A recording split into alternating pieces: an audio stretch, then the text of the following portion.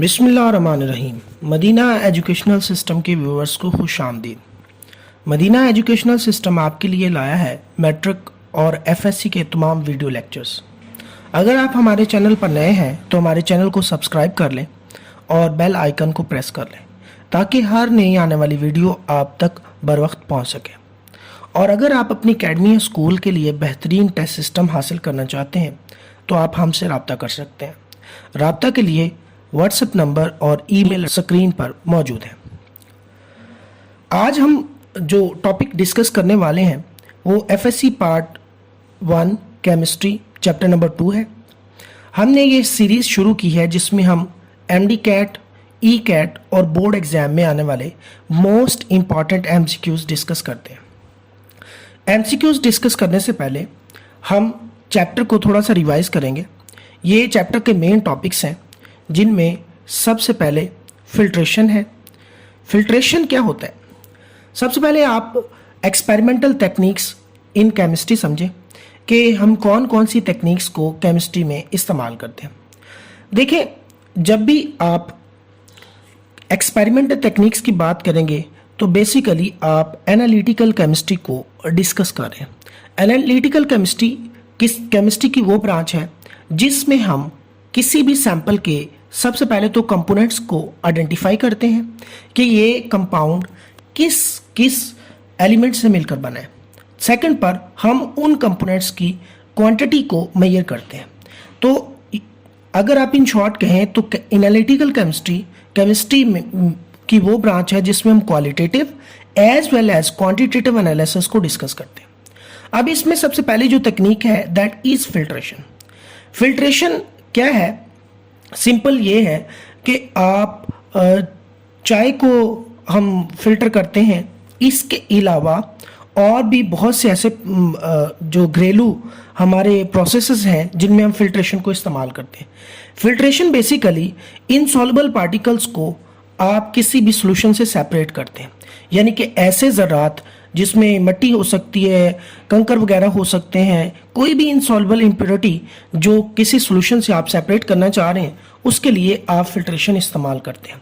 इसी तरह लैब में भी कुछ ऐसे कंपोनेंट, कुछ ऐसे इनसॉल्युबल पार्टिकल्स होते हैं जो किसी सॉल्यूशन का हिस्सा बनते हैं तो हम उनको सेपरेट करते हैं। इसके लिए हम फिल्ट्रेशन के प्रोसेस को यूज़ करते हैं। फिल्ट्रेशन के प्रोसेस के लिए सब आम तौर पर जो लेबॉर्ट्री में इस्तेमाल किया जाता है that is filtration through filter paper. Filter paper depend करता है कि आपके पास इम्प्योरिटीज़ का साइज़ कितना है, तो उसी हिसाब से आप फिल्टर पेपर को सिलेक्ट कर लें, क्योंकि फिल्टर पेपर में भी पोर साइज़ मुख्तलिफ होता है।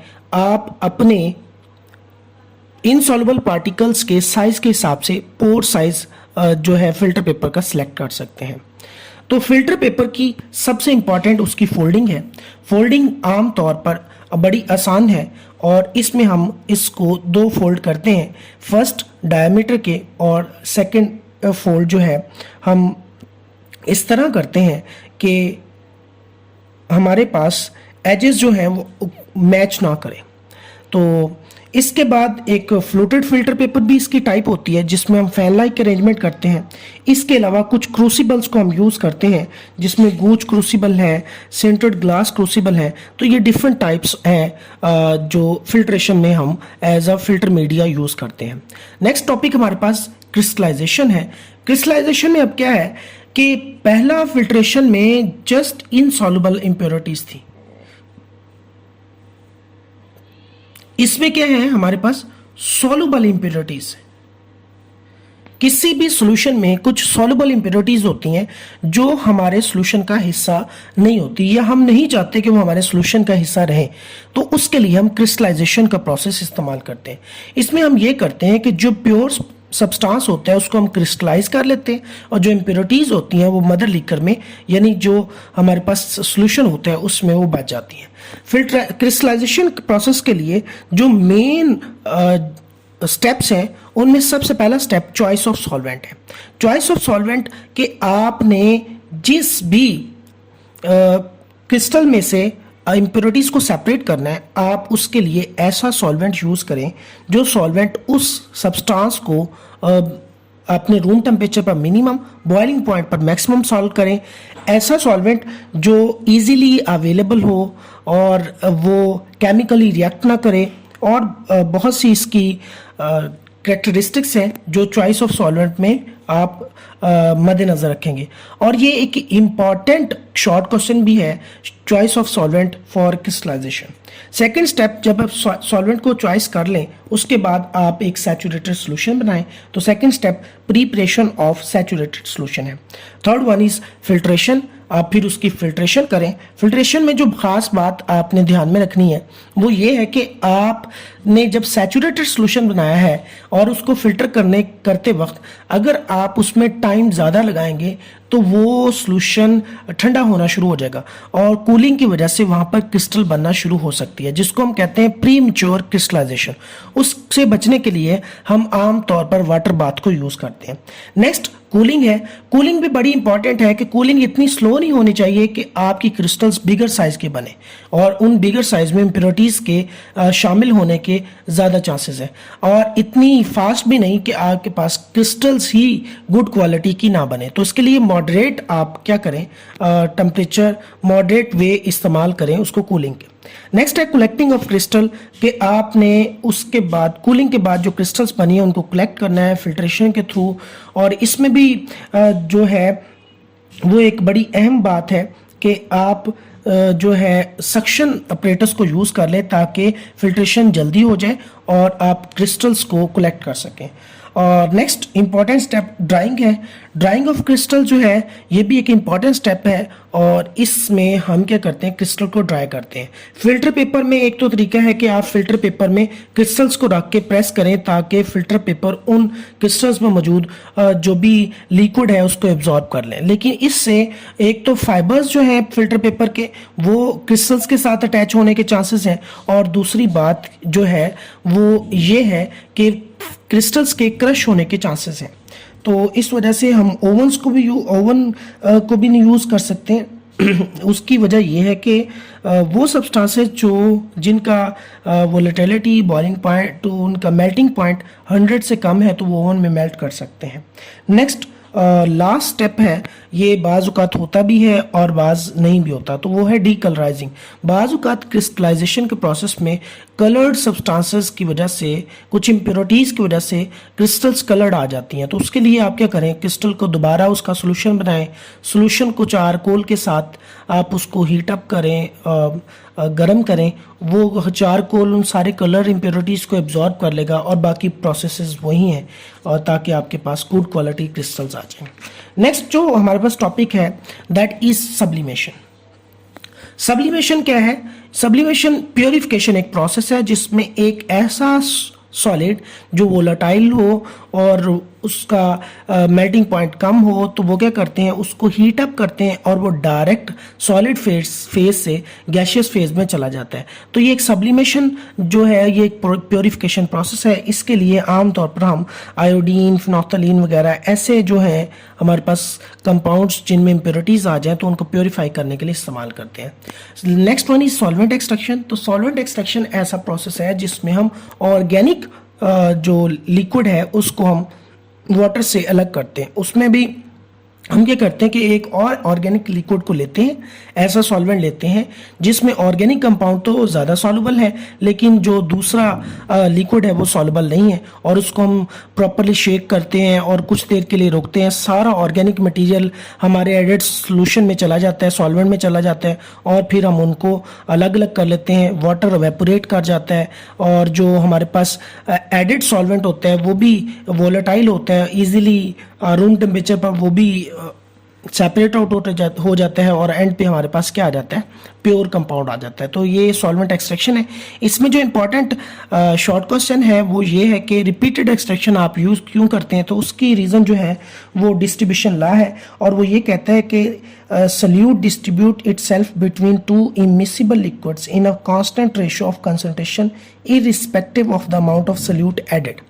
तो ये एक इम्पॉर्टेंट जो हमारे पास लॉ है वो ये लॉ ये कहता है कि सल्यूट ने दो इमिसिबल लिक्विड के दरमियान खुद को एक फिक्स्ड प्रोपोर्शन में जो है वो सेपरेट आउट करना है। आप जितना मर्जी सोल्यूट ऐड कर लें लेकिन उससे कोई फ़र्क नहीं पड़ने वाला। इस वजह से आप क्या करें, थोड़ा थोड़ा सोल्यूट ऐड करें और रिपीटेड एक्सट्रैक्शन करें ताकि ज़्यादा से ज़्यादा आप क्या कर सकते हैं, वो सोल्यूट को आप सेपरेट आउट करें। लास्ट टॉपिक हमारे पास क्रोमेटोग्राफी है।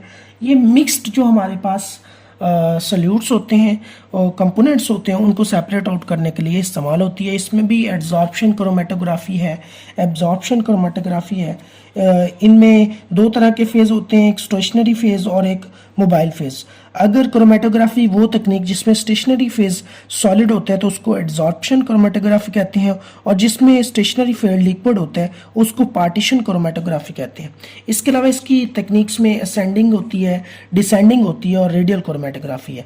आपकी बुक में पेपर क्रोमेटोग्राफी की तकनीक इस्तेमाल की गई है और इसमें जो इम्पोर्टेंट है दैट इज़ रिटार्डेशन फैक्टर, और वो होते हैं कि distance travelled by the component from the original spot और distance travelled by the solvent from the original spot. Last में क्रोमेटोग्राफी के यूजेस हैं कि ये ऑर्गेनिक सिंथेसिस की सेपरेशन के लिए, आइसोलेशन के लिए, प्योरिफिकेशन के लिए प्रोडक्ट्स की इस्तेमाल होता है, और ये क्वालिटेटिव एनालिसिस के लिए भी इस्तेमाल होता है और क्वांटिटेटिव एनालिसिस के लिए भी, और प्योरिटी ऑफ सब्सटेंस को चेक करने के लिए भी क्रोमेटोग्राफी की तकनीक्स को इस्तेमाल किया जाता है। तो ये थे इम्पॉर्टेंट टॉपिक्स इस चैप्टर के जो हमने डिस्कस किए shortly.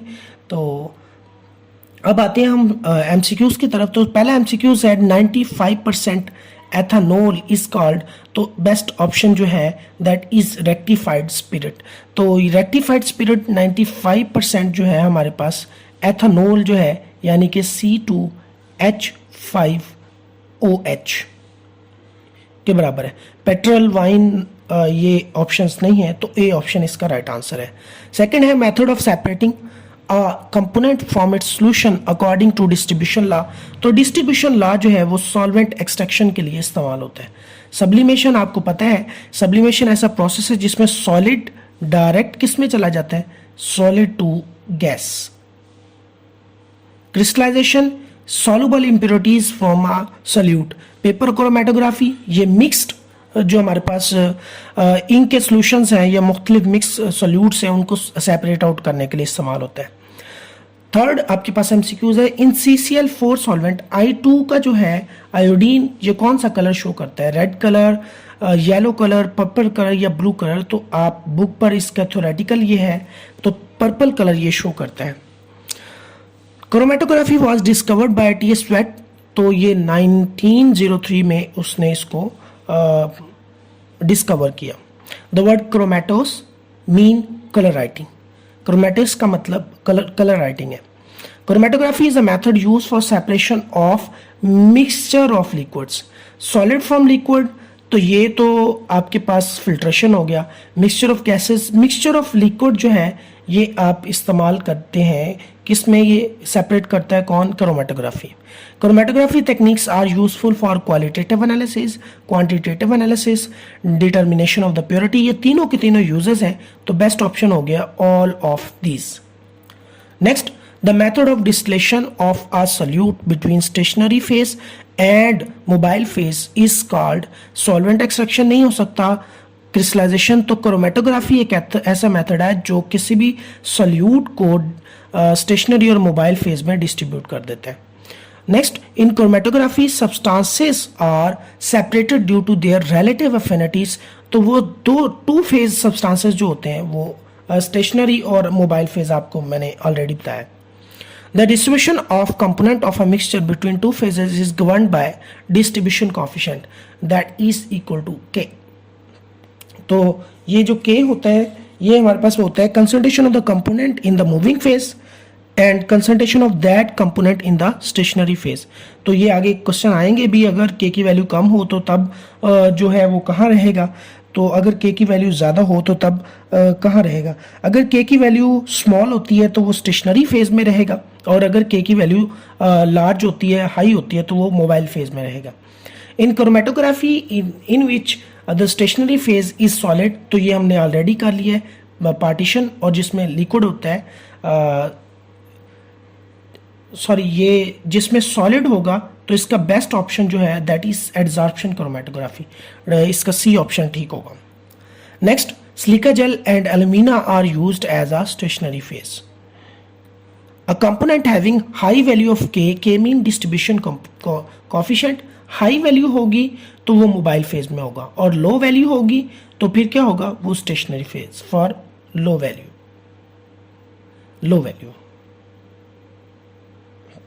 Next, in paper chromatography the rate at which solute moves depends upon distribution coefficient. In paper chromatography, thin film of adsorbed water on cellulose is a stationary phase. A technique of partition chromatography in which stationary phase is water adsorbed on paper is named as paper chromatography. तो इसमें Whatman filter paper हम इस्तेमाल करते हैं।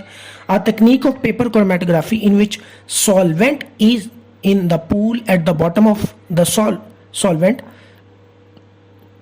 तो that is ascending paper chromatography. इसमें कुछ इस तरह होता है कि ये आपके पास एक पूल होता है और इस पूल में इस तरह पेपर को हम क्या करते हैं, डिप करते हैं, और ये एक हम लाइन लगाते हैं जिस पर स्पॉट्स होते हैं, और इस तरह ये जो मुख्तलिफ मिक्सचर्स होते हैं वो अपनी फिनिटीज़ के हिसाब से मूव करते हैं।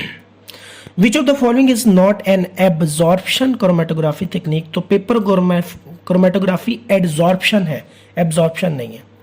इन chromatography colourless component can be separated by spraying agent. तो हम क्या करते हैं, कुछ स्पाइंग एजेंट को हम हम यूज़ कर लेते हैं कलरलेस इम्प्योरिटीज़ को सेपरेट आउट करने के लिए। Whatman filter paper is used in paper chromatography. तो वाटमैन फिल्टर पेपर को हम यूज़ करते हैं पेपर क्रोमेटोग्राफी में। In thin layer chromatography ninhydrin and rubeanic acid is used as locating agent. तो थिन लेयर क्रोमेटोग्राफी में हम इसको लोकेटिंग एजेंट के तौर पर इस्तेमाल करते हैं। नेक्स्ट हमारे पास the ratio of the amount of solute dissolved in two immiscible liquid at equilibrium is called distribution coefficient. तो के जो है ये हमारे पास डिस्ट्रीब्यूशन कोएफिशिएंट होता है। Sublimation is a process of for the separation of a volatile and non volatile solids. और इसमें क्या होता है, सॉलिड जो है वो डायरेक्ट किस में चला जाता है, गैस में। नेक्स्ट हमारे पास the process of sublimation is use for separation नहीं हो सकता, आइसोलेशन नहीं हो सकता, और ये प्योरिफिकेशन के लिए इस्तेमाल होता है, जिसमें सॉलिड डायरेक्ट गैस फेज में चला जाता है, लिक्विड फेज में नहीं जाता। Repeated extraction using small portion of solvent is more efficient. उसकी वजह क्या है, डिस्ट्रीब्यूशन लॉ जो ये कहता है कि एक सल्यूट दो सॉल्वेंट में, इमिसिबल सॉल्वेंट में फिक्स्ड प्रोपोर्शन के साथ खुद को सेपरेट करेगा। तो आप जितना मर्जी उसमें सॉल्यूट ऐड कर लें, वो फिक्स प्रोपोर्शन से ही सेपरेट होना है। इस वजह से आप क्या करें, रिपीटेड एक्सट्रैक्शन कर लें, जो that is more efficient. The most common laboratory example of solvent extraction that is ether. इसमें हम क्या करते हैं कि एक हमारे पास मिक्सचर होता है ऑर्गेनिक और इनऑर्गेनिक का, उसमें हम ईथर को एज अ एडेड सॉल्वेंट इस्तेमाल कर लेते हैं। तो ईथर क्या करता है, ऑर्गेनिक को अपने अंदर हल कर लेता है, और ये ईथर इजीली जो होता है वो वेपोराइज हो जाता है, और हमारे पास एंड में ऑर्गेनिक कंपाउंड बच जाता है। The inorganic impurities in liquid mixture remain in aqueous phase, यानी कि पानी में। तो इसमें आपको पता है यूं हमारे पास सेपरेटिंग फनल होती है, तो उस सेपरेटिंग फनल के एंड पर हमारे पास यहाँ टैब लगी होती है, इसमें हम इसको लिक्विड जो हमारे पास इनऑर्गेनिक इम्प्योरिटीज़ होती हैं ऑर्गेनिक के साथ, उसमें हम ईथर को डालते हैं। उसके बाद हम इसको जेंटली यहाँ पे प्रॉपर इसको बंद करके हम इसको शेक करते हैं, तो हमारे पास दो लेयर्स बन जाती है। एक लेयर को नीचे से हम सेपरेट आउट कर लेते हैं जो हमारे पास ऑर्गेनिक की होती है, और ऊपर वाली लेयर को हम सेपरेट कर लेते हैं। तो ऑर्गेनिक कंपाउंड प्लस जो हमारे पास ईथर होता है, तो उसको हम ओपन रख लेते हैं, और ईथर सारा वेपोराइज हो जाता है, और हमारे पास एंड में ऑर्गेनिक, यहाँ ऑर्गेनिक बच गया, यहाँ आपके पास ईथर वेपोराइज हो गया। Next, which of the following is the best method for obtaining water from ink. तो वाटर को इंक से, तो उसके लिए हम डिस्टिलेशन को इस्तेमाल करेंगे।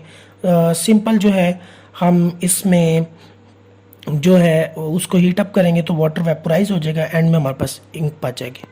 तो ये थे आज के चैप्टर नंबर 2 के एमसीक्यूज। होप्स हो कि हम आपको हमारा लेक्चर पसंद आया होगा। अगर आप हमारे चैनल पर नए हैं तो आपसे फिर रिक्वेस्ट है कि आप चैनल को सब्सक्राइब कर लें, वीडियो को लाइक करें, अपनी कीमती राय कमेंट बॉक्स में ज़रूर दें, और अगर आपका हम इस लेक्चर से मुतालिक कोई भी क्वेश्चन है तो कमेंट बॉक्स में ज़रूर रखें। हम इंशाल्लाह आपको वक्त पर रिस्पॉन्ड करने की कोशिश करेंगे। अपना बहुत ज़्यादा ख्याल रखिएगा, दुआ में याद रखिएगा। अल्लाह हाफिज़।